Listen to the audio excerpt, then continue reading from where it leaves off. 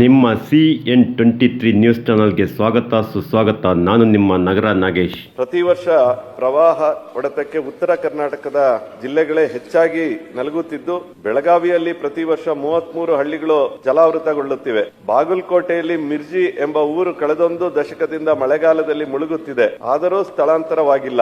ಕಲಬುರಗಿ ಜಿಲ್ಲೆಯಲ್ಲಿ ಈ ವರ್ಷ ಪ್ರವಾಹದಿಂದ 6 ಲಕ್ಷ ಹೆಕ್ಟೇರ್ನಲ್ಲಿ ಬಿತ್ತನೆಯಾಗಿದ್ದ ತೊಗರಿ 80% ಹಾಳಾಗಿದೆ.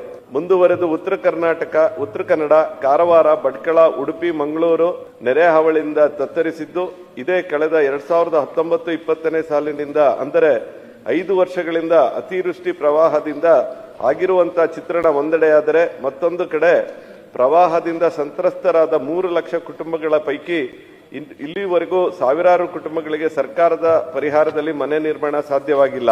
ಹವಾಮಾನ ವೈಪರೀತ್ಯದಿಂದಾಗಿ ಆದ ಬೆಳೆ ನಷ್ಟಕ್ಕೆ ಪರಿಹಾರ ಸಿಕ್ಕಿಲ್ಲ. ಅತಿವೃಷ್ಟಿಗೆ ನಿಖರ ಲೆಕ್ಕ ಸಿಕ್ಕಿಲ್ಲ.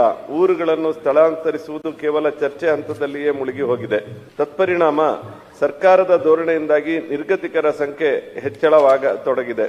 ರಾಜ್ಯದ 43 ತಾಲೂಕುಗಳ 1247 ಗ್ರಾಮಗಳು ಗುಡ್ಡ ಕುಸಿತ ಅಪಾಯದಲ್ಲಿದ್ದರೂ ಸರಿಪಡಿಸಲು ಕ್ರಮ ಕೈಗೊಂಡಿಲ್ಲ.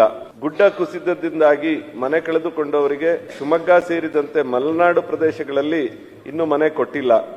ಹಿಂದಿನ ಬಿಜೆಪಿ ಸರ್ಕಾರ ಎಸ್ಡಿಆರ್ಎಫ್ ಮತ್ತು ಎನ್ಡಿಆರ್ಎಫ್ ನಡಿ ₹5 ಲಕ್ಷಗಳ ಪರಿಹಾರವನ್ನು ಮನೆ ನಿರ್ಮಾಣಕ್ಕಾಗಿ ಪಾವತಿಸುತ್ತಿದ್ದು, ಈಗಿನ ಸರ್ಕಾರ ಎನ್ಡಿಆರ್ಎಫ್ ಮತ್ತು ಎಸ್ಡಿಆರ್ಎಫ್ ನಡಿ ಹಾಗೂ ವಸತಿ ಯೋಜನೆ ಅಡಿ 2.40 ಲಕ್ಷ ಪ್ರಕಟಿಸಿದ್ದರೂ ಜಿಪಿಎಸ್ ಅಥವಾ ನಾನಾ ಕಾರಣಗಳಿಂದಾಗಿ ಆ ಹಣವು ಸಂತ್ರಸ್ತರಿಗೆ ಲಭ್ಯವಾಗುತ್ತಿಲ್ಲ.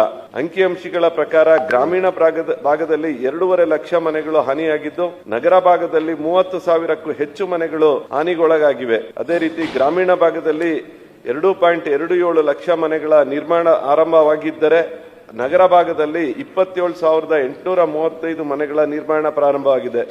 ಸಂತ್ರಸ್ತ ಕುಟುಂಬಗಳ ಪೈಕಿ ಜಾತಿವಾರು ಲೆಕ್ಕ ಹಾಕಿದಾಗ ನಗರ ಭಾಗಕ್ಕಿಂತ ಗ್ರಾಮೀಣ ಭಾಗದವರೇ ಹೆಚ್ಚಿನ ಸಂಖ್ಯೆಯಲ್ಲಿರುವುದು ಅಂಕಿಅಂಶಗಳಿಂದ ತಿಳಿದು ಬರುತ್ತದೆ. ರಾಜ್ಯ ಸರ್ಕಾರ ಪ್ರವಾಹ ಪರಿಸ್ಥಿತಿ ನಿರ್ವಹಿಸಲು ಕೈಗೊಂಡ ಕ್ರಮಗಳು ಅವೈಜ್ಞಾನಿಕವಾಗಿದ್ದು, ಪರಿಹಾರ ಸಲುವಾಗಿ ಹೋರಾಟ ಮಾಡಬೇಕಾದ ಪರಿಸ್ಥಿತಿ ನಿರ್ಮಾಣವಾಗಿದೆ.